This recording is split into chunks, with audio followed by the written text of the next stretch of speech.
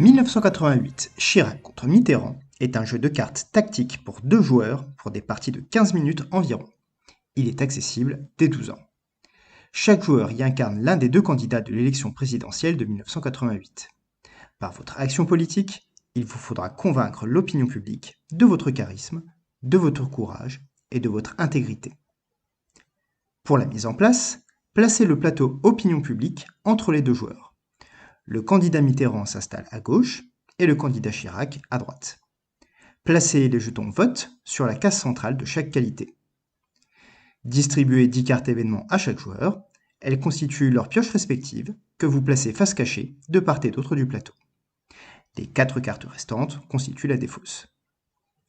Placez ensuite les 9 cartes campagne électorale face cachée au-dessus du plateau opinion publique. Enfin, le candidat Mitterrand prend le jeton média devant lui.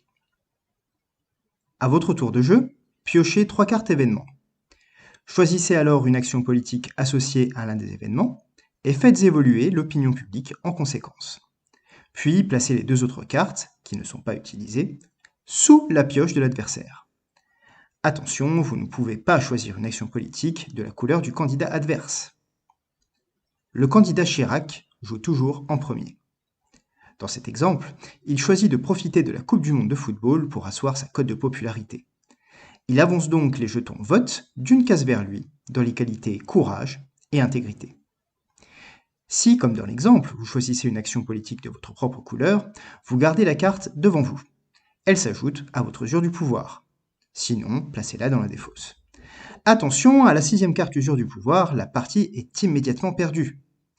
Si vous ne pouvez pas avancer le jeton parce qu'il se trouve déjà en bout de piste, vous pouvez soit récupérer le jeton média, si vous ne le possédez pas déjà, soit prendre une carte de la défausse pour la placer devant votre adversaire comme usure du pouvoir.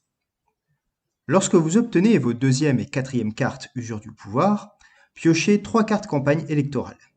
Choisissez l'une d'elles et appliquez son effet. Retirez une autre carte du jeu et remettez enfin la dernière dans le paquet que vous remélangez aussitôt.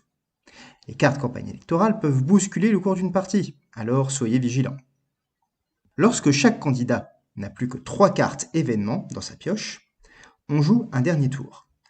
Après ce dernier tour, le candidat qui l'emporte dans le plus de qualités remporte la partie. En cas d'égalité, c'est le candidat qui possède le jeton média qui gagne l'élection.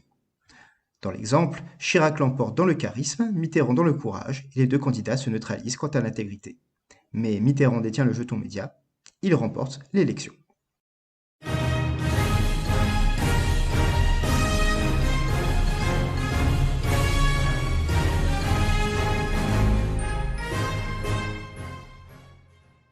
Au revoir.